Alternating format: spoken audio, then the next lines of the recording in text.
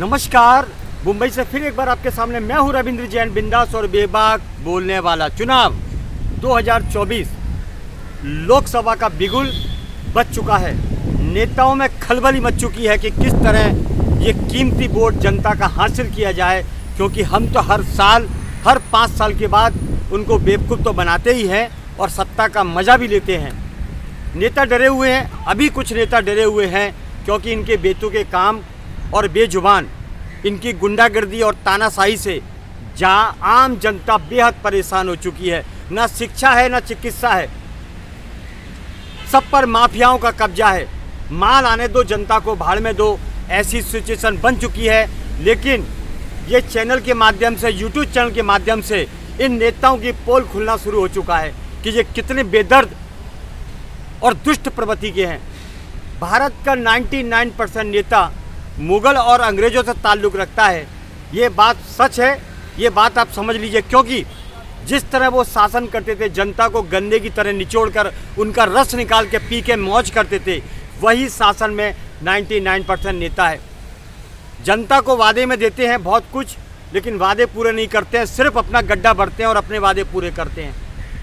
अभी जनता को क्या मिलता है? लोकसभा 24 ये इतने बैंड बाजे नाटक शुरू हो चुके हैं नेताओं के, जनता को फिर भी कुछ नहीं मिलेगा। रोडों पर गड्ढे मिलेंगे, फुटपाथ पर अवैध कब्जे मिलेंगे, खाने में मिलावट मिलेगी और दूध में यूरिया मिलेगी और मसाले के अंदर गधे और गोबर के चूरे मिलेंगे।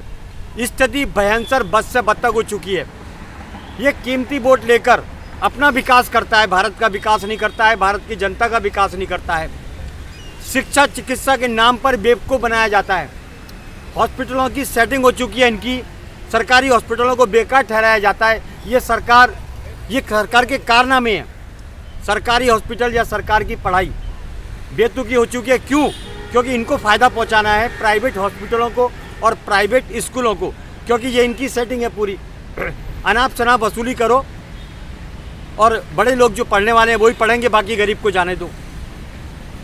तो पूरा एजेंडा कोई भी सरकार का रहने दो, जो भी आएगी उनकी नीयत में बड़ा खोट है, क्योंकि वो देश की जनता को निपटाना चाहते हैं और अपने मिलने वाले सगे संबंधी को, उनका गड्ढा और उनकी फैमिली को बढ़ाना चाहते हैं। राजनीति षड्यंत्र है। हिंदू हिंदू को लड़वा दिया, जाति जाति में लड़वा दिया। राज करना है, जैसे अंग्रेजों ने फूट डाली कि फूट डलाओ और राजनीति करो। बहुत बुरा षड्यंत्र हो चुका है। एक हिंदू जाति को इन्होंने टारगेट कर रखा है कि आपस में धर्म का बंटवारा करा दो और जोरदार मौज करो।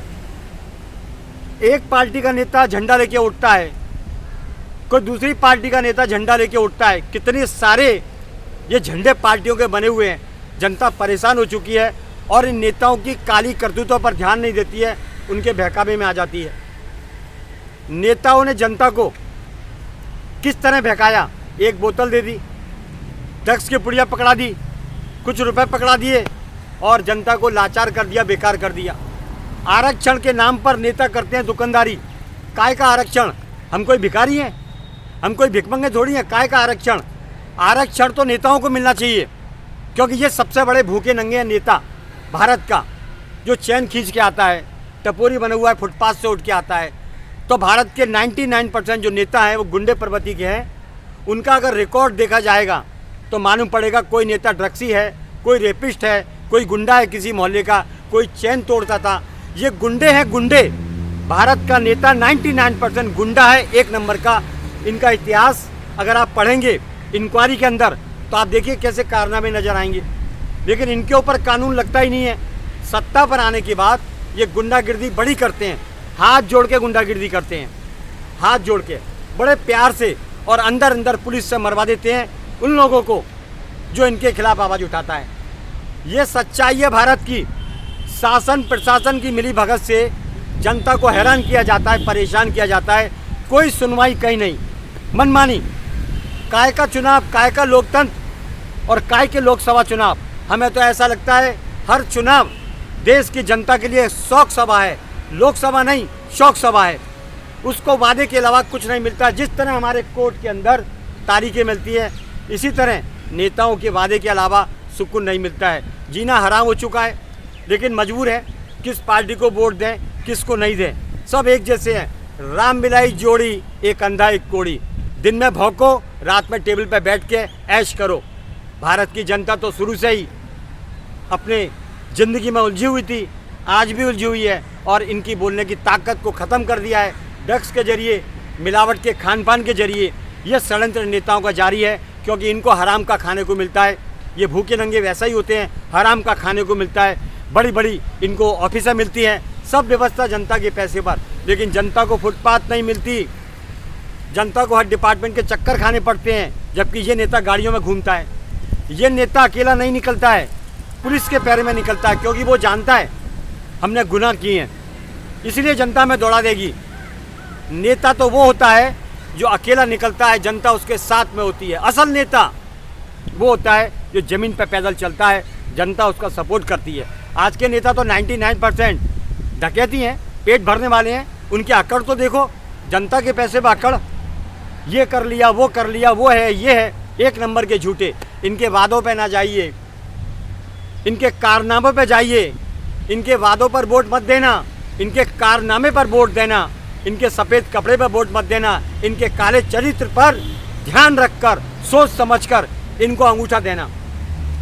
चलिए, इतना ही काफ़ी है। लोकसभा 2024 पर आप ध्यान रखें, अय्याश गुंडे प्रवृत्ति के नेता को वोट न दें। वोट उन्हीं नेताओं को दें जैसे मंगल प्रभात लोढ़ा है, नितिन गडकरी हैं, और महाराष्ट्र के एक अपने मंगल प्रभात लोढ़ा जो जमीनी स्तर से काम करते हैं, और दूसरे योगी आदित्यनाथ। ऐसे नेता चुनिए जिन नेताओं में दम है और जो देश के लिए काम करते हैं। चलिए, आपके लिए मैं लड़ता रहूँगा, आगे बढ़ता रहूँगा। मैं हूँ मुंबई से रविंद्र जैन। जय हिंद।